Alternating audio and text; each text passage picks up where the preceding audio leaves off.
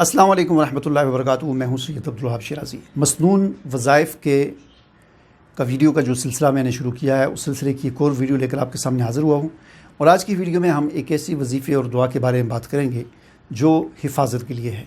اور حفاظت بھی ہر طرف سے، یعنی ایسی حفاظت کہ جس طرف سے بھی کوئی امکان ہو سکتا ہے انسان کو نقصان پہنچنے کا،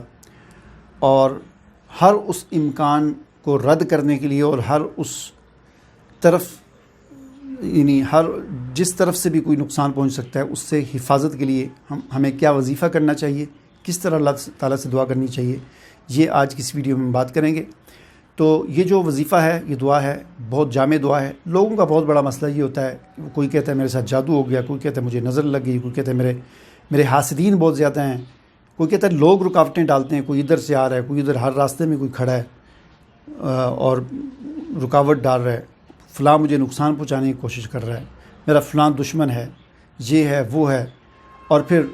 کئی طرح کی رکاوٹیں ہیں، کئی طرح کی بندشیں ہیں، کئی طرح کے خطرات ہیں اور ڈر ہیں۔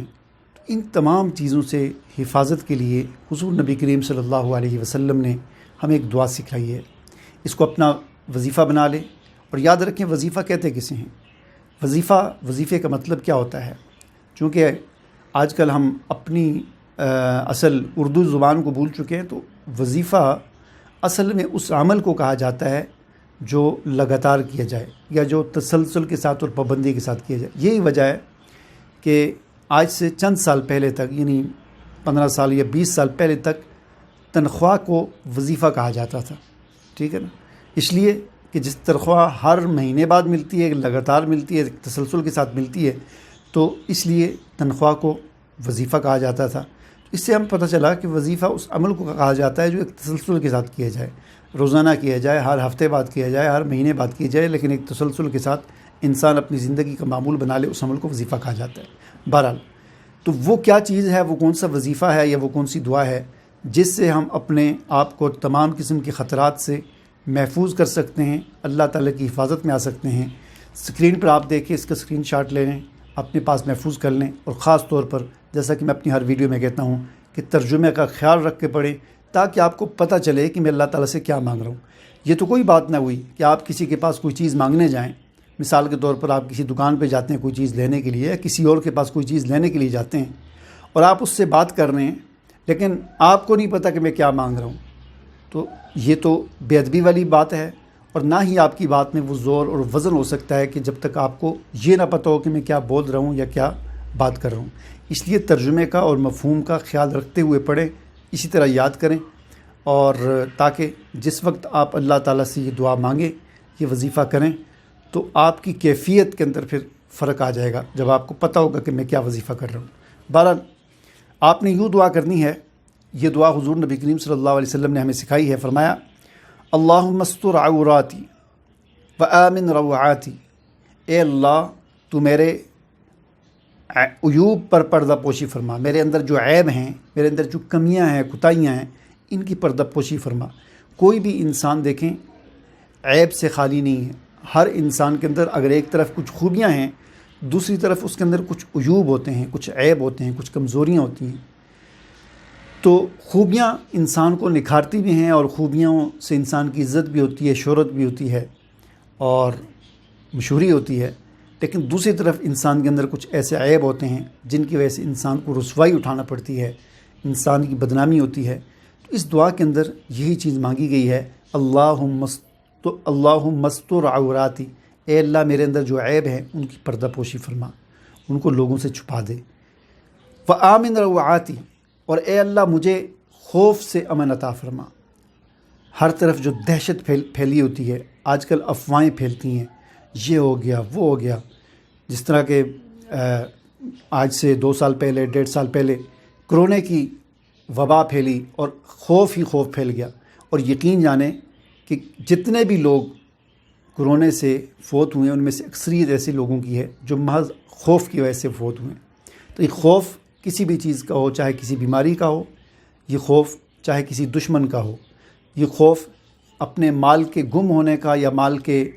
نقصان کا، یا اپنی اولاد کے نقصان کا، کسی بھی قسم کا خوف ہو، انسان کو تباہ کر دیتا ہے۔ انسان کی ساری صلاحیتوں کو سلب کر دیتا ہے، انسان کو کمزور بنا دیتا ہے۔ اس لیے خوف سے امن کی دعا بھی یہ نہایت ضروری ہے۔ اور سب سے اہم بات یہاں پر میں آپ کو یہ بھی بتا دوں کہ آج کل جتنے بھی عاملین ہوتے ہیں، یہ جو جادوگر ہوتے ہیں، جو تعویذ گنڈوں کا کام، یعنی جنہوں نے اس کام کو بطور پیشے کے اختیار کیا ہوا ہے، تو ان کا سب سے بڑا ہتھیار یہی ہوتا ہے آپ کے جیب سے پیسے نکالنے کا، کہ وہ آپ کو خوف میں مبتلا کر دیتے ہیں۔ جب آپ کسی عامل کے پاس جاتے ہیں تو وہ آپ کو کہتا ہے کہ آپ کہتے ہیں میرے ساتھ یہ مسئلہ ہے، تو وہ ایک من گڑت سا فضول قسم کا جو ہے وہ ایک حساب کرتا ہے اور پھر آپ کو خوف میں مبتلا کر دیتا ہے۔ آپ کہتا ہے آپ پر جادو ہے، آپ پر اثرات ہیں، آپ پر بندش ہے، آپ پر کسی نے کچھ کیا ہوا ہے، آپ پر تعویذ کیے ہوئے ہیں، آپ کے ساتھ کوئی آفت لگی ہوئی ہے، آپ کے ساتھ کوئی ہوائی چیزیں لگی ہوئی ہیں، ہوائی مخلوق ہے۔ تو یہ مختلف قسم کے الفاظ ہوتے ہیں جو وہ اپنی زبان سے نکالتا ہے اور آپ کے کان کے ذریعے وہ آپ کے دل و دماغ کے اندر داخل ہو جاتے ہیں اور آپ کو خوف میں مبتلا کر دیتے ہیں۔ جب آپ خوف میں مبتلا ہو جاتے ہیں تو پھر آپ اپنے آپ کو اس خوف سے نکالنے کے لیے اس عامل کی ہر بات ماننے کے لیے تیار ہو جاتے ہیں۔ لہٰذا وہ آپ کو جو کہتا ہے آپ وہ کرتے ہیں، وہ آپ سے پیسے مانگتا ہے، آپ پیسے دینے کے لیے تیار ہو جاتے ہیں۔ اور اسی خوف کی وجہ سے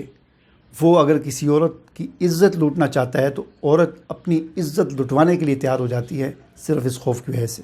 کہ میں اس خوف سے باہر آ جاؤں۔ تو یہ خوف بہت یعنی کہ بڑی چیز ہے۔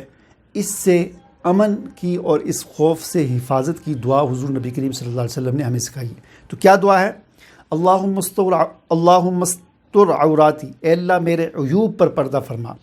وآمن روعاتی، اے اللہ مجھے خوف سے، یہ خوف والی افواہوں سے، خوف والی باتوں سے مجھے امن نصیب فرما، مجھے کسی افواہ سے، کسی خوف سے ڈر نہ لگے۔ اللہم احفظنی من بین یدی ومن خلفی وعن یمینی وعن شمالی، اے اللہ تو میری حفاظت فرما میرے گرد و پیش سے، آگے سے، پیچھے سے، وعن یمینی میرے دائیں طرف سے، وعن شمالی میرے بائیں طرف سے، یعنی آگے پیچھے دائیں بائیں ہر طرف سے تو میری حفاظت فرما۔ گویا کہ یہ الفاظ پڑھ کے یہ حضور نبی کریم صلی اللہ علیہ وسلم نے ہمیں وہ کڑا کہہ لیں یا حصار کہہ لیں وہ ہمیں دے دیا کہ ہم یوں اللہ تعالیٰ سے حصار مانگیں۔ اللہم احفظنی من بین یدی ومن خلفی وعن یمینی وعن شمالی ومن فوقی، اور میرے اوپر سے، اور بعض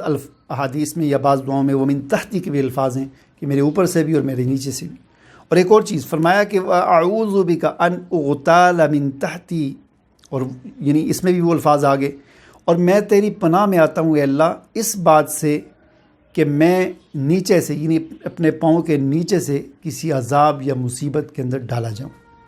تو گویا کہ ہم نے ان الفاظ کو پڑھ کے اس وظیفے کو کرنے کے بعد انسان کے چاروں طرف ایک جو ہے ایک شیلڈ بن جاتی ہے، پروٹیکشن،